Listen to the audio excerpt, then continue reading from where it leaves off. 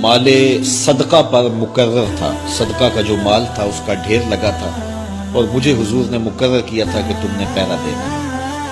तो मैं पहरे पे खड़ा था तो रात का पिछला पहर आया तो एक बंदे ने कपड़ा बिछाया और खजूरें और गल्ला अपने कपड़े में डालने लगा। तो मैं चूंकि हुजूर की तरफ से मुकर्रर था, मैं जाके उसको पकड़ लिया।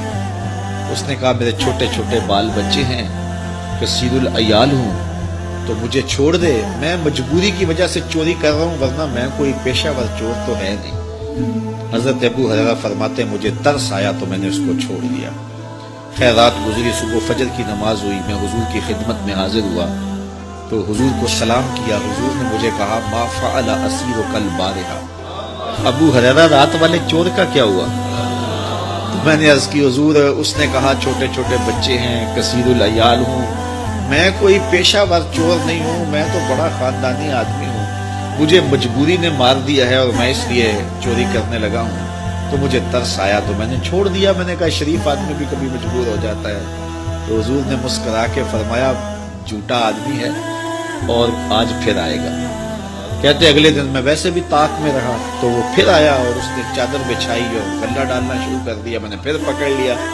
उसने फिर तल्ला मिन्नत इतने जोर से किया कि मैंने फिर उसको छोड़ दिया। सुबह गया हुजूर की खिदमत में तो आका करीम ने फरमाया कि वो रात वाले चोर का क्या बना? मैंने कहा हुजूर उसने फिर इतनी मिन्नत की। फरमाया झूठा आदमी है और वो आज फिर आएगा। तो कहते हैं कि अगले दिन वो फिर आया तो मैंने फिर बाजू से पकड़ा। तो मैंने कहा आज तो नहीं छोड़ूंगा, आज तो तरले करे, मिन्नतें करे, पाँव को हाथ लगाए, आज नहीं छोड़ूंगा। उसने कहा अबू हुरैरा मैं एक बात तुझे बताता हूँ, अगर तेरी समझ में आ जाए तो मुझे छोड़ दो।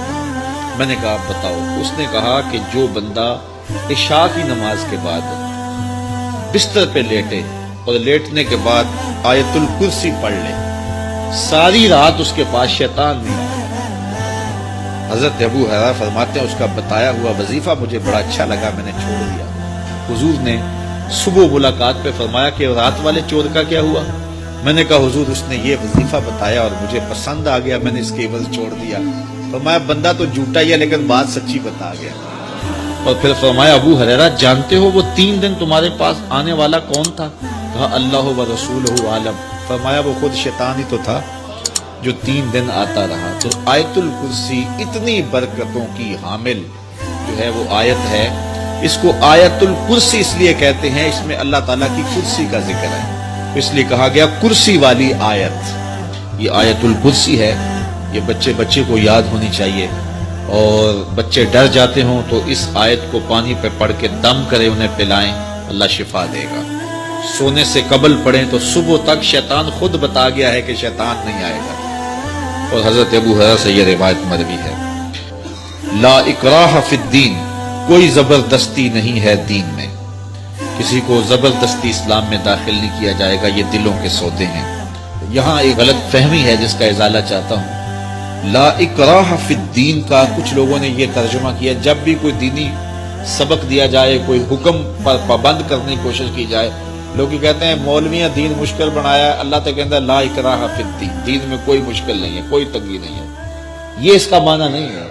इसका माना दीन लाने में किसी को मजबूर नहीं किया जाएगा, यानी किसी की गर्दन पे रख के पिस्टल और कहा जाएगा पढ़ कलमा वरना गोली मारूंगा, ऐसा नहीं है कि किसी को मजबूर किया जाए। दलाइल दिए जाएंगे, दीन बताया जाएगा, उसकी मर्जी है कबूल करे, उसकी मर्जी है ना कबूल करे। यानी किसी को दीन लाने के बारे में मजबूर नहीं किया जाएगा। ये नहीं है कि जब दीन लाया तो फिर उस पर कोई सख्ती नहीं है। जब दीन ले आया, जब इस्लाम कबूल कर लिया तो फिर 5 वक्त नमाज भी पढ़नी होगी, फिर सहरी के वक्त उठ के जो है वो ठंडे पानी से वुजू करके बाजमात फजर के लिए आना पड़ेगा, फिर सख्त गर्मी के रोजे रखने पड़ेंगे और फिर सख्त गर्मी की शिद्दत के अंदर हज के लिए जाना पड़ेगा, फिर माल से ज़कात निकालनी पड़ेगी, ये सब कुछ करना पड़ेगा और फिर हुजूर की सीरत तरीका जिंदगी को इख्तियार करना पड़ेगा, फिर ये सब कुछ बर्दाश्त करना पड़ेगा। ये नहीं है कि जी ये दीन में कोई सख्ती नहीं है।